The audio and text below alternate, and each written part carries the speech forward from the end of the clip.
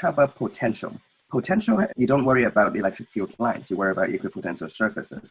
So for electric field lines, it tells you how positive charges move, right? Equipotentials does the same. Positive charges go from high potential to low potential. So potential, the unit is volts. Okay? So if something here is 100 volts and something here is minus 10 volts, so a positive charge like this would go from high potential to low potential. All right, what's the definition or the formula? The definition is the work done per unit charge to bring a positive test charge from infinity to a point. Okay? So it's the work done to bring a positive charge from infinity to a point per unit charge, work done per unit charge, and that's potential. What's work done? Work done is bringing from infinity, it's force times distance, right?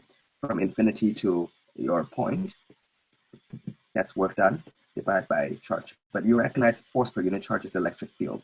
So this is a very useful formula you might want to make that a vector. You might want to write down as well, instead of x, let's be more general in 3 dimensions, L. So this is the primitive definition, but this is just as good. This is usually more useful. So if I have an electric field, I should be able to find the absolute potential. What if you want potential difference? Again, textbooks don't write the delta, which again, I hate when people drop the delta. If you want a difference between 2 points, let's say point A and point B of the electric field, right? So you can do that. This is the absolute potential. This is potential difference, PD. Okay? Or sometimes called, in the next chapter, you'll see it called voltage. Voltage means potential difference. Absolute potential is potential. So if I have, let's say if I have an electric field like this, so let's say the electric field is negative, I'm gonna make it point this way, positive 5x squared in the positive x direction, let's say, for example. What's the potential difference from this point to this point? Let's say this point is at 3, 3, and this point is at 1, 2. Okay, and let's calculate the potential difference from A to B. So what you need is this formula, right? So now you plug in each thing. What's electric field? Electric field is 5x in the x, 5x squared in the x component, 0 in the y component. What's dl? dl is a small change in length, which in the x direction is dx and the y direction is dy. So it's a small change in length in this path. So that's the distance between them. So what's a small change is dx and dy. Right? So dl is that.